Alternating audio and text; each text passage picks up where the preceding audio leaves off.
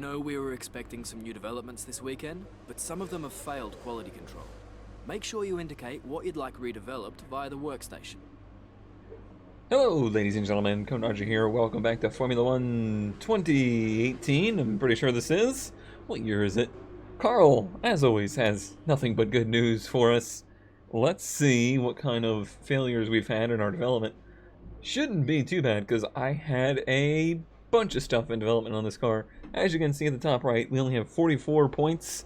That's because I spent all of the points last weekend trying to get our car developed as quickly as possible. Ooh, 2 failures. That's rough. We did get the drag decrease, which is good because we are headed to Italy with Monza, so that's a high-speed track, and we get the tire wear roll damper improvement as well. But it looks like we're gonna have to redo the ERS cooling as well as the wire loom weight reduction, which is a bummer. I was hoping we would make, a very nice surge this week with 4 upgrades going on the car, but the game's RNG has decided that it does not want that for us. Okay, so if I want to look at that, I want to look at kind of our overall progress and see, yeah, we're still advancing. I'm still very happy with our team's advancements here. You can see we're headed to race 14 of 21. If you keep looking at the graph, and if I keep doing the work that I'm doing, in theory, we should have a team that is ready to fight with the top 3 by next season. I really want to see our teammate pushing for some, 4th, 5th position finishes here by the end of the season. That would really make me feel like we're headed in a good direction. I don't know if we're going to get there or not, but we're getting darn close. I don't have the points to spend to push towards that right now, meaning I can't, what was I looking for? It was this. Yeah, I can't go ahead and redo those now, but I will by the end of practice. As we head to Monza, a very good track for me. It's kind of a tricky track, but it's usually one I do well with. Looks like it's going to be dry in qualifying in the race, so I'm looking forward to that. But a bump. What you got to say about Monza? Welcome to the north of Italy, where today's practice session is about to start for this weekend's Italian Grand Prix. One of the most famous corners here at Monza is the Variante del Rettifiglio. All right, with that. Carl probably mentioned the new parts that have come in. He may have, but I cut you off because I had to reset track IR. Yeah, I got track IR working once again. It was a small problem, really. USB reconfigured, and we're back in business with track IR. And this should be a good place to have it on there, as Monza has plenty of passing opportunities. It's a track that I'm pretty familiar with, so I think we'll jump in probably around qualifying pace and race strategy. When you get a chance, make sure to run some of our practice programs. I was just talking about They don't all those. need to be done in one session, but there's valuable data there to help race strategy and car development. Ah, yes. Thanks for that information.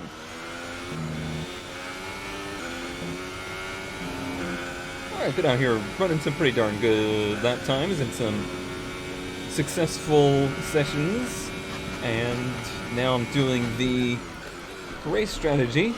I'm doing that before the qualifying runs because I think that gives me a better feel for the track, because this is really the first program in which you run the car to its absolute maximum, so it feels like a better idea to run this before the qualifying program.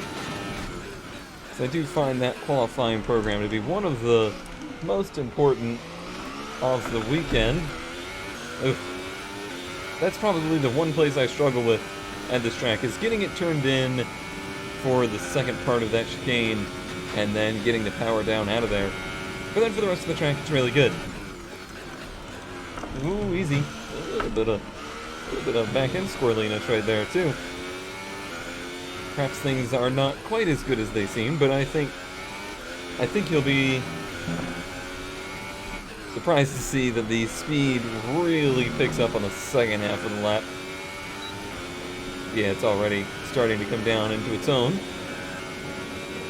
this is kind of a difficult track for making time. It's almost similar to me to Canada to why can't I remember where Canada is? Well, it's that country above us. Oh man, I am having a total brain fart. Huh. Circuit Gilles Villeneuve, there we go. That's what I was looking for. But look at the time there. A second in the last sector. Keep it up.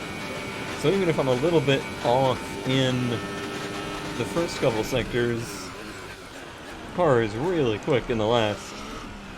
Let's try and get down to the power a little bit better here. We did indeed. So there's, even though the season's winding down and we're headed into the season finale in Real F1, there's been plenty of news. I think honestly, the biggest news of the week has been the fact that Robert Kubica has been pretty much officially said to be driving the Williams car next season, which is interesting. I mean, Williams driver next season isn't exactly, you know, it's not the icing on the cake for his career, but at least I feel like at least he gets to kind of have some kind of closure on his F1 career that he wasn't previously going to get.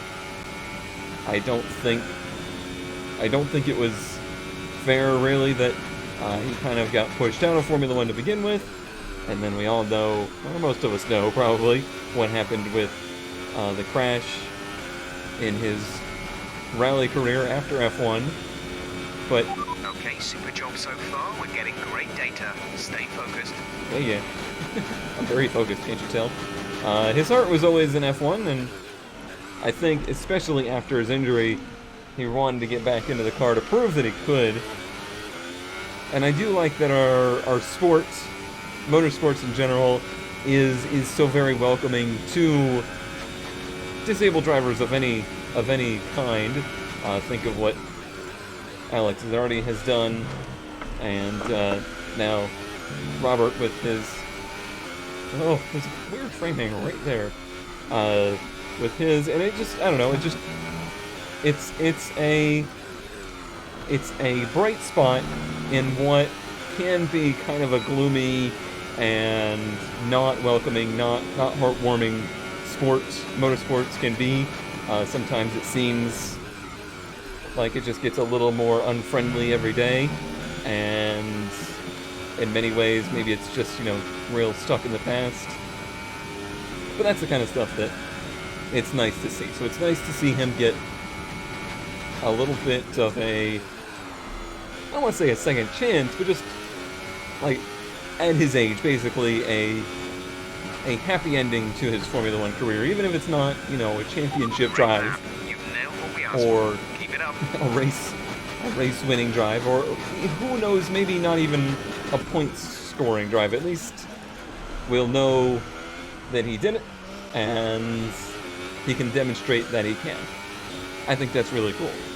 And it's got to be inspirational for, say, Wickens or any other driver out there who may have been injured in the sport, that the sport is still welcoming to you, and that if you're still in it to go at it, you know, if you still want to, if your desire is still there to go race, there's a place for you to do it.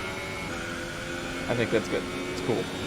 And then maybe for qualifying, the F3 crash. Whew, oh buddy, that was something. So yes, the Formula 3 incident at Macau, that was absolutely insane. It was one of those crashes that it just looked like Hollywood, you know, stunt kind of stuff. It didn't look real because the speeds involved were just so crazy, and everything just happened so very fast. And it's all because of the framing of it being, you know, at a city course like that, and Macau being even weirder of a city course than any of the Formula 1 ones. it was just completely wild to watch. So incredibly thankful that everyone is okay. How nobody managed to be severely injured when the car left the track and went off into basically a photographer's booth, a photographer area, is purely a miracle. Oh, there's another frame. Pick up. That's what the kids call them these days. Yeah, I was so sure watching that at first that this was going to be one of those particularly terrible incidents in motorsports history, and boy, it really, even though the outcome wasn't the worst, it really raises some questions about that particular event. I've always always kind of looked at that event as rather questionable, and that incident does not help that. How do we do on this lap, having to pass Monza? Good lap. We've hit our primary target time. We're happy with that. We hit primary, but we didn't hit target, which would be third. I think we're really going to struggle to do that on the second lap here, and it's just too much traffic at the moment. So I'll be okay with that. It's only a couple of resource points. It'll be fine. I think the car is good, and if it is fifth according to the target, then that's pretty good. I do also want to touch on a little bit of the meta in that. So this career thing, I want to continue. If there was any question on if this was going to be a one-season affair or not, for sure it is not. I want to do more seasons. However, I think for at least the next season, we will change the format back to kind of what I was doing with the last career, where after season 1, we're probably going to skip the practice sessions for video, and we'll probably make it all one video. So we'll have qualifying in the race in one video, and I might even just show the last session of qualifying. And for that, we would have 2 races every week. Does that sound reasonable? I've actually seen some requests for that, so I think that's going to be a popular decision, but I believe that's the direction I'd take us. That would take us down to like a 10 or 11 week season rather than a 21 week season, and that kind of brings us in line with, you know, doing that season in the span that would get us ready for the next actual F1 season, which I think might be nice. Where our career goes, I don't know. I really do feel like it's possible next season we might be taking Haas and fighting with the top dogs. We'll just have to see. Oh, I didn't set the fast sector 2? Oh, I did. I got all of those. Oh yeah, so I got 429 resource points as of now. It should be enough to restart those other programs and get them for next week. Everything's looking fine. We're gonna head to qualifying. Another note, I am going to have to try and limp the MG UK through this week. So we have one that's 73 and one that's 69. Nice.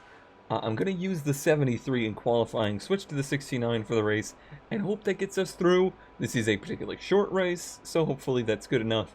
And then next week for Singapore, gross, I'm sure we're going to have to take some penalties, but not many, but some penalties to get us through to the end of the season, as Singapore is pretty much always my throwaway race, basically. The fans really seem to enjoy that. You made it look easy. Thanks. You spent a lot of time on the track during practice. Really did. Does the car have enough reliability to sustain that? I would like to see some improvements from the aero department, so we'll give them a nod.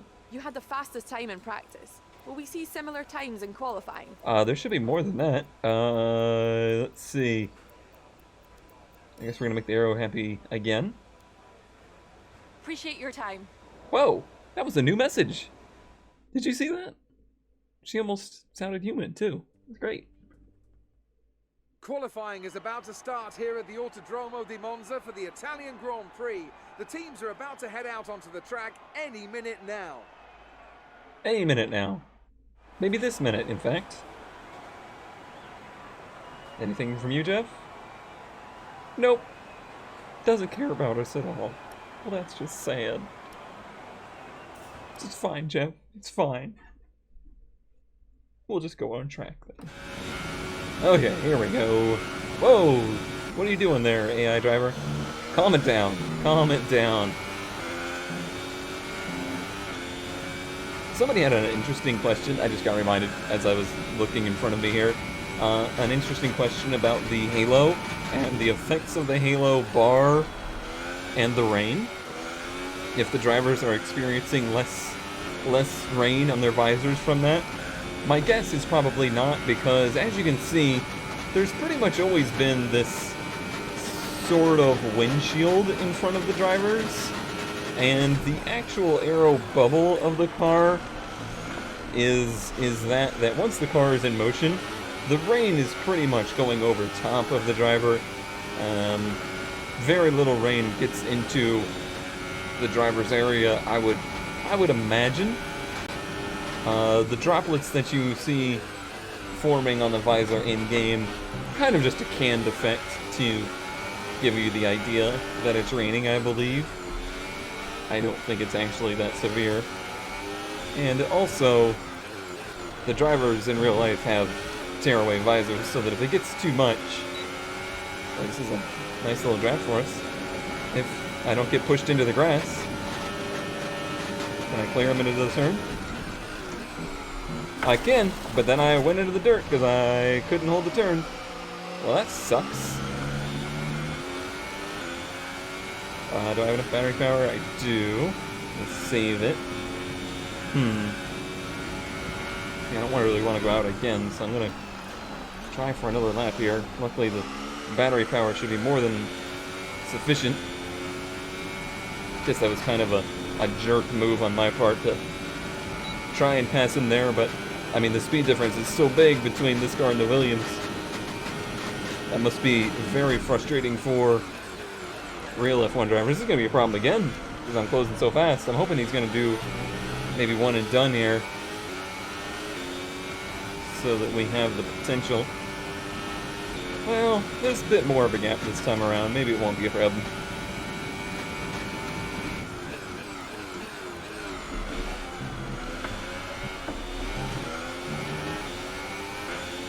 It'd be great if I caught him in just the right part of the track to get a nice toe and kind of make up for the fact that we're on older tires. Pretty similar placing, but I don't think I need to pass him into here this time to keep my lap.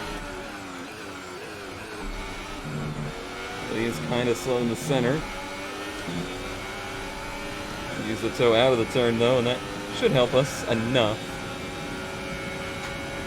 Kind of a small track, so finding your own place out here can be rather difficult. It just sucks that we happen to find a Williams of all the cars.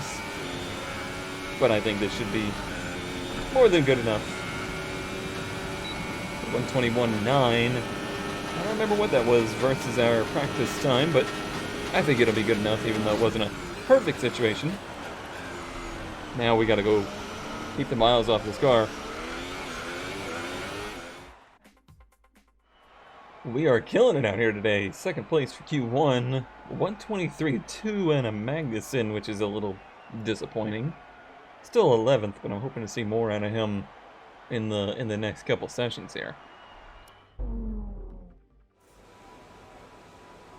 Go to track. Flying that. Q2. Don't think we're going to do anything crazy with tires here. It's a shortish race. I really think we'll be able to one-stop regardless of what tire we start on. The only compounds we have here are supers, softs, and mediums. And I think the supers and the softs are plenty enough tire to get us to the end. And I feel like we're going to have a good qualifying, so there's no real reason to do an inverse strategy. But we'll see. I think we'll have a better idea after this lap what kind of shape we're in. As long as this Ferrari gets out of my way. I guess we are approaching, actually these episodes will be coming out on Kimi's last ride with Ferrari. See how that goes. Very glad that he ended the season with a win, though. I think a lot of people are glad to see that, but still time for one more. But it really doesn't look like Ferrari has the strongest car right now, and honestly, seems like at the very end of the season, Red Bull has ended up with the strongest car, which is interesting. Thank you, Anthony. Yeah, it's really interesting that Red Bull came on so strong at the end of the season, considering the change to Honda next year, and a lot of animosity between Christian Horner and Renault, and just Red Bull and Renault, and two teams seem pretty pitted against each other, which makes Ricciardo's move to Renault even more interesting. Not into the 20s, but still a 21.7 is a pretty darn good lap. We'll see how that stands. Looks like Hamilton's out there on softs, maybe going for starting on the harder compound. We'll see how that plays out. Alright, P1, Q2, very good times, 21.7. Magnussen in with a 22.9. I really don't think there's a lot more in my car than that 21.7, and I think Hamilton maybe does have a little bit more in it than that. We'll see. I think Q3 will be close between the top four teams here. It's actually really fascinating to me seeing this develop. It's turning into a 4-team race rather than a 3-team race, and wouldn't we all love to see that in real F1? It would be something. Well, let's move on to Q3 and see how we do. Alright, let's give her all she's got for Q3 here. I'm actually like running through my head right now of different things I might do, and one of the things is if I sneakily get pole position here, what if I did my MGUK change here and started 10th rather than doing it at Singapore and starting last? That's just one of the things rummaging through my head right now. But I don't even know if it works that way. Can you change it after Q3? Not sure. Nor do I know that we're really in contention for a pole. Nor do I know if that's a smart idea. But we know our season is basically... It's going a certain way. We may lose a position or two in the points by the end, but at the end of the day, we can't fall lower than where we would be happy, and our focus is purely on making the car better for next season right now. So, yeah, I don't see a lot of need to take a bunch of race risk and push for, you know, podiums or whatever in races where we might need to just work on the car. I don't know yet. It's part of what makes Formula 1 and these Formula 1 games interesting, and it's a huge part of what's missing in the multiplayer stuff since they killed co-op. 21.9, it's a bit slower. That's the fastest lap so far. Well done. A bit slower than my other laps, Q2, but decent enough. I think we'll keep the miles off the car, be happy with that, see where we end up. I'm guessing probably 3rd. So qualifying is complete and we're all set for an exciting race tomorrow. Your top 3 are Vettel, Raikkonen and Red. With qualifying complete, all that remains is the main event. We'll be live and uninterrupted for the Grand Prix tomorrow, so make sure you join us then. That's pretty much what I predicted. 3rd place. The Ferraris actually were faster. I didn't expect them to be the ones to knock me down, but we are now the separator. We are the wrench in between the spokes of this Ferrari and Mercedes battle.